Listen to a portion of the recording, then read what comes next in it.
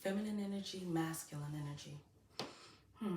We got to be careful of the way the world is describing it today. When we're talking feminine and masculine energy, we're saying for melanated people, receptive, feminine, feminine. 9, receptive towards growth. 9 is the symbol of growth. 9 is the symbol of gestation. 9 is the symbol of life. 9 is the symbol of the DNA strands, completion, to gestate, to grow something to its complete form.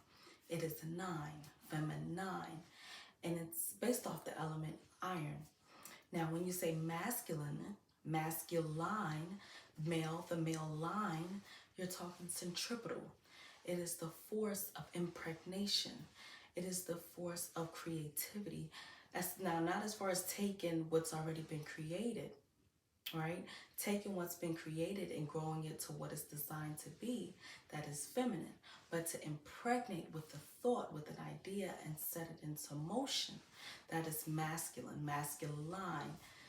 That is nature, what almighty nature as it was designed, what it designed male and females to do. When in female, there is a masculine energy, 75-25. Within male, there's a feminine energy, 75-25. And together, these energies can balance each other. But if we're both 75 masculine, we're both impregnating, but there's no one to receive. That's why we say there's a message. Someone must be the conveyor of the message, and then there has to be a receiver of the message.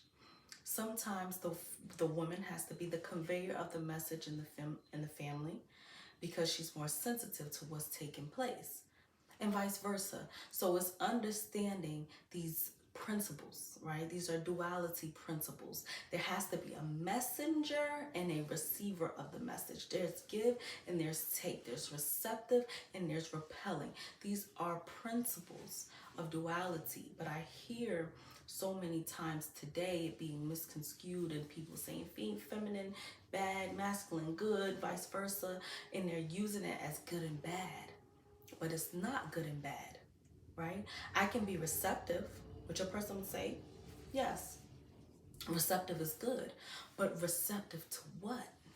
See, if I'm receptive to adversity, if I'm receptive to the drugs, if I'm receptive to the alcohol, if I'm receptive to the five sums, if I'm receptive to the wrong things, then is that receptivity a good thing? You see, if I'm repelling, someone may say, well, that's bad. She's always repelling. Okay? But if I'm repelling to the wrong things, is repelling still bad? So we don't, in our culture, in our way of life that I ascribe to, we don't look at things as right and wrong. There's no good and bad. There's something called ought and something called not. What a person ought to do and what a person ought not to do. And if we function in that way of thinking, we eliminate the concepts that was given to us about what right and wrong really is. See, because what may be wrong to you may be right to me based on the condition, the environment, and what is happening and what the result that is needed at that time. So feminine and masculine, yeah, we can look at it differently.